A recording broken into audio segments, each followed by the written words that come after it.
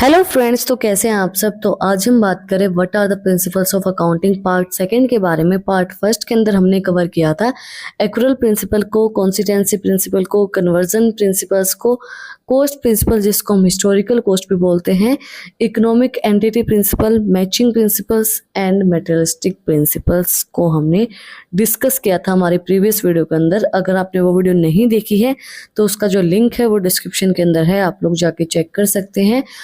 तो हम स्टार्ट करते हैं एट्थ प्रिंसिपल से। एट्थ प्रिंसिपल हमारा full disclosure principal.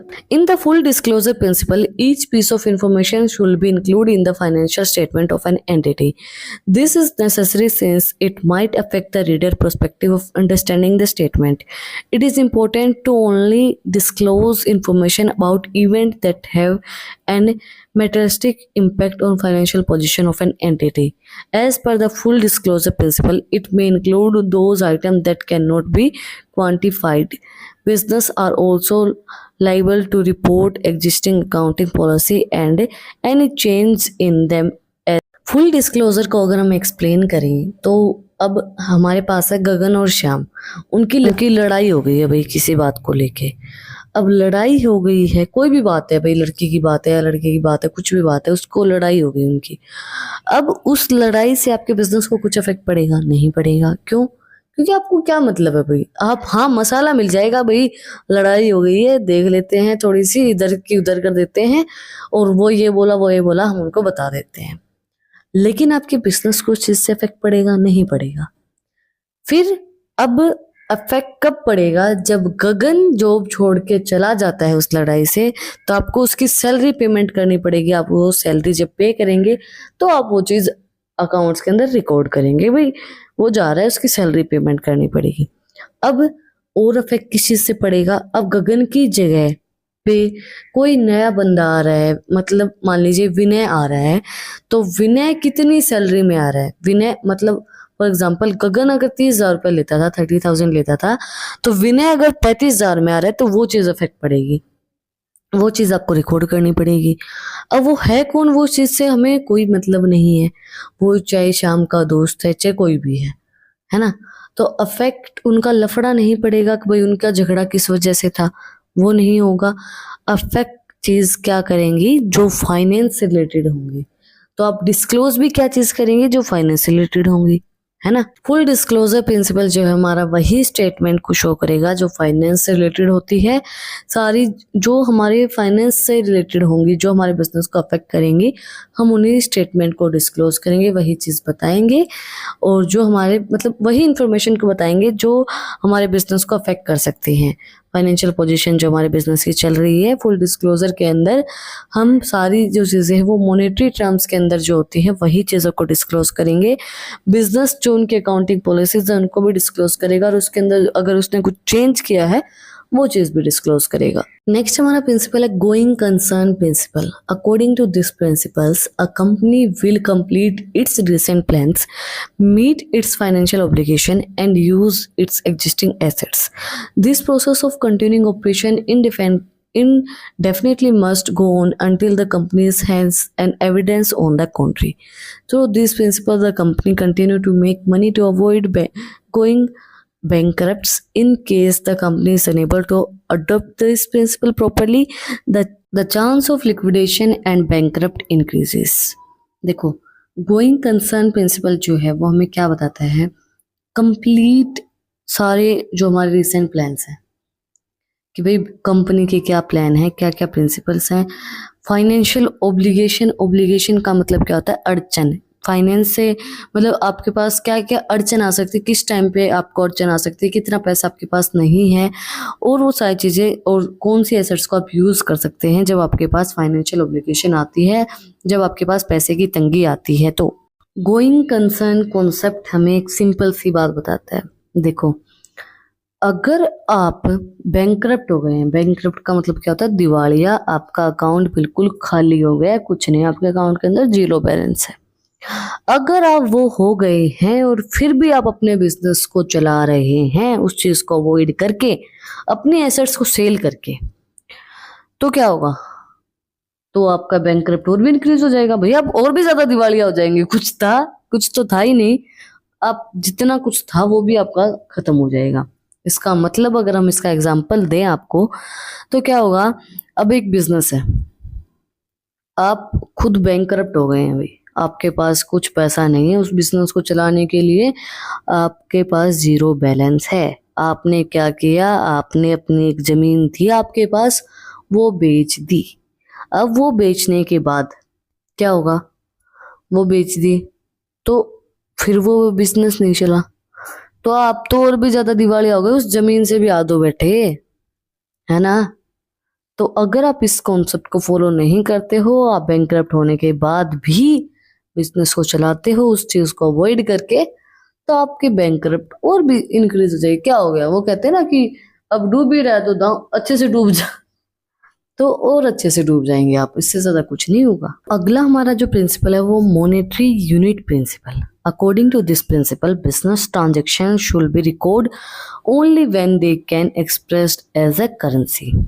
Accounts should avoid recording non-quantitables entity in the financial accounts. Whenever a transactions or any event occur, it is the first converted into money. After that, it can record into financial accounts of a business. It ensures that every accounting record is measurable in monetary terms by currency. आप बिल्कुल आसान भाषा में इस चीज को समझ सकते हैं कि करेंसी जो है, पैसा जो है, उसी को आप रिकॉर्ड करेंगे फाइनेंशियल जो आपकी स्टेटमेंट होगी, क्योंकि कोई फर्क नहीं पड़ता है अगर वर्कर्स और मैनेजमेंट के बीच में झगड़ा चल रहा है, तो उस चीज से अकाउंट्स को कोई फर्क नहीं पड़ेगा। अगर आपको पड़ रहा है भाई, आप उस चीज के अंदर मजे ले रहे हैं, आप गॉसिप कर रहे हैं, आपके कोई फ्रेंड्स हैं, तो वो चीज अलग है, लेकिन अकाउंट्स को उस चीज से कोई भी फर्क नहीं पड़ेगा। अकाउंट्स को फर्क तब पड़ेगा जब उस झगड़े की वजह से 4 लोग छोड़ के चले गए हैं, 4 वर्कर्स छोड़ के चले गए हैं, और वो कितनी सैलरी लेते थे, छोड़ के चले गए, उस चीज से फर्क नहीं पड़ेगा, वो कितनी सैलरी लेते थे उस चीज से फर्क पड़ेगा। और जो 4 नए वर्कर्स आए हैं वो कितनी सैलरी लेंगे, उस चीज से आपके अकाउंट्स को फर्क पड़ेगा, वो चीज आप उसके अंदर रिकॉर्ड करेंगे। अगर हम सिंपल सरल भाषा में बोले तो अकाउंट्स के अंदर हम वही चीजों को रिकॉर्ड करेंगे जो क्वांटिटी टर्म्स के अंदर हम उनको मेजर कर सकते हैं, जो करेंसी होती है, जो मॉनेटरी टर्म्स के अंदर होगी, जो फाइनेंस से रिलेटेड होगी। अगर हम एक बात बोलें तो जो पैसे से रिलेटेड ट्रांजेक्शन होंगी वही चीज़ों को हम अकाउंट्स के अंदर रिकॉर्ड करेंगे। उसके अलावा हम कोई भी चीज़ों को अकाउंट के अंदर रिकॉर्ड नहीं करेंगे, क्योंकि हमारे वो कोई भी काम की नहीं है। सबसे बड़ा रुपया वही, तो हम पैसे से रिलेटेड जो भी ट्रांजेक्शन होंगे हम उन्हीं को रिकॉर्ड करेंगे। 11th प्रिंसिपल हमारा दिया गया है रिलायबिलिटी प्रिंसिपल।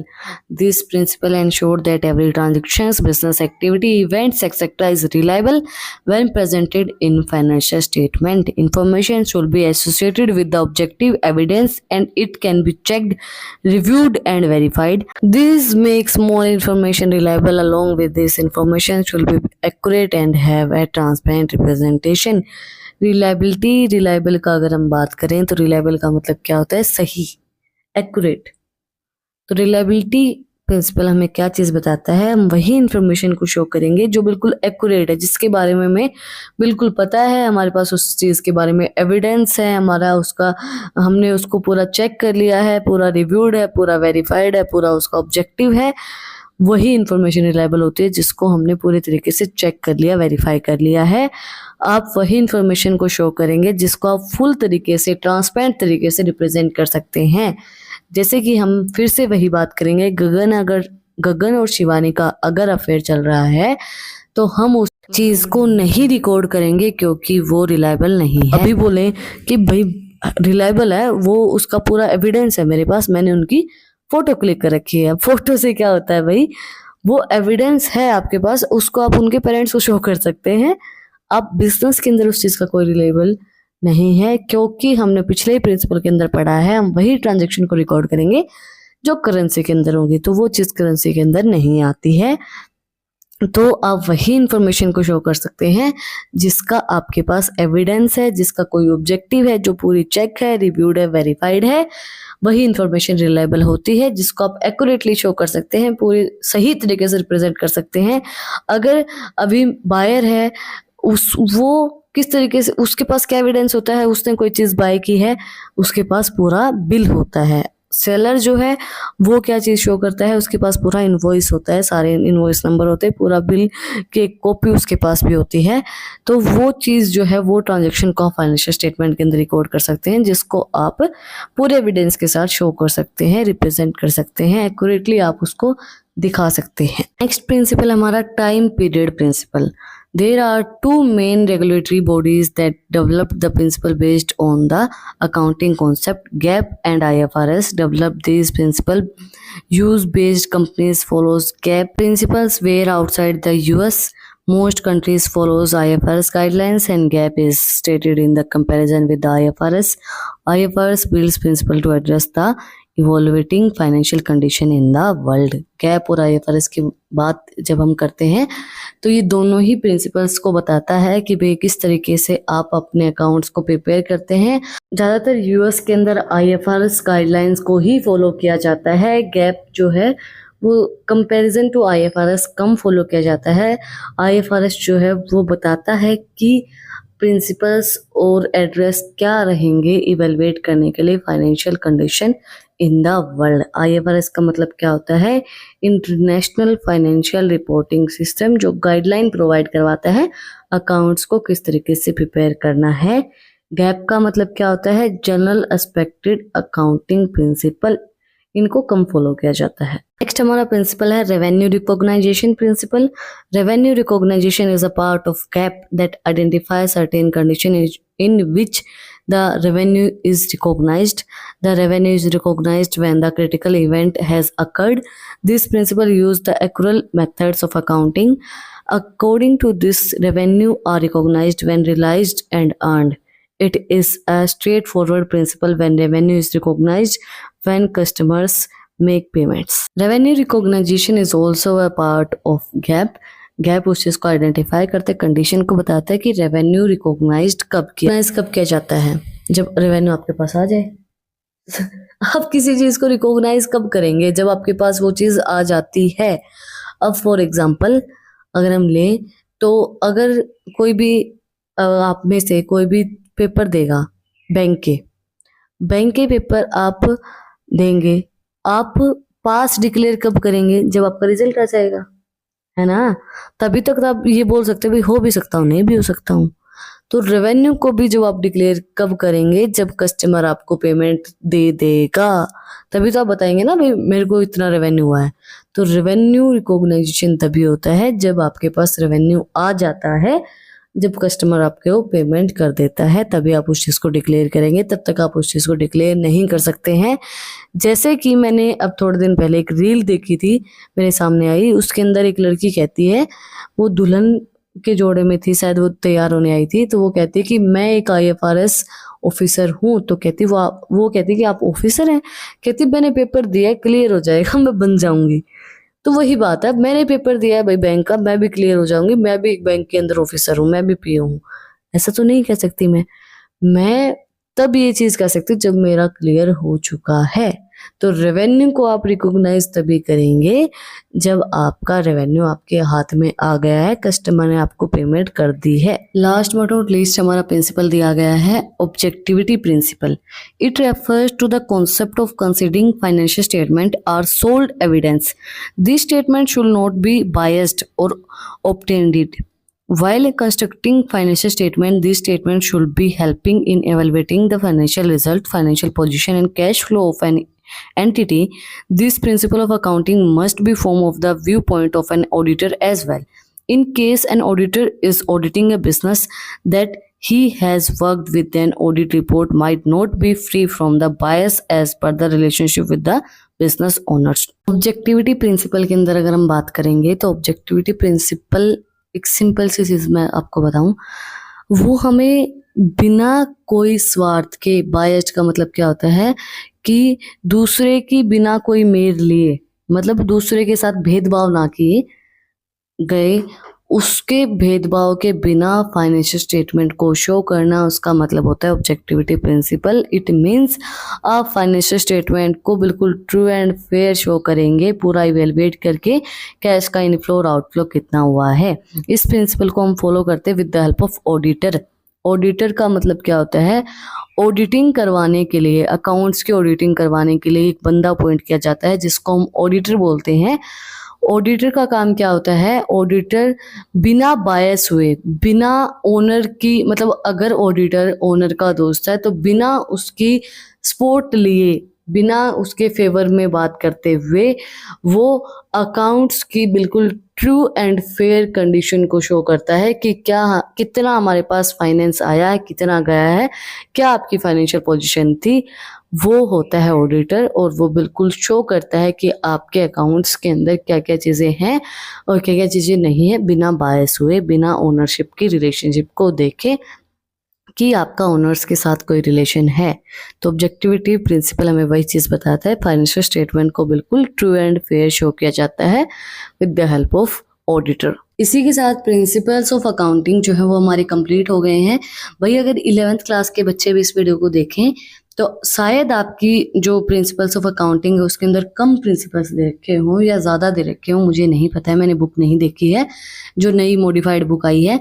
लेकिन ये प्रिंसिपल्स भी अगर आप लिखेंगे तो गलत नहीं है, क्योंकि अगर आप प्रिंसिपल्स को देखेंगे जितने आपको याद रहे वो लिख सकते हैं 11th क्लास के अंदर, बट ये हमने एमकॉम के अकॉर्डिंगली बताए हैं कि अगर एमकॉम के बच्चे अकाउंटिंग प्रिंसिपल्स को अटेम्प्ट करते हैं कि व्हाट इज अकाउंटिंग प्रिंसिपल्स, तो उनके लिए 14 पॉइंट्स इनफ रहेंगे। वो चीज़ है, अगर आपको 5-7 याद करने हैं तो वो भी आपके लिए इनफ रहेंगे, क्योंकि 11th क्लास के अंदर 5-6 पॉइंट भी इनफ होते हैं। तो अगर आप लोगों ने यहाँ तक वीडियो को देखा है तो प्लीज़ सब्सक्राइब के बटन पे एक मुक्का मार दो और बेल आइकन प्रेस कर दो, ताकि जो सबसे पहले अपडेट है वो आप लोगों के पास आए।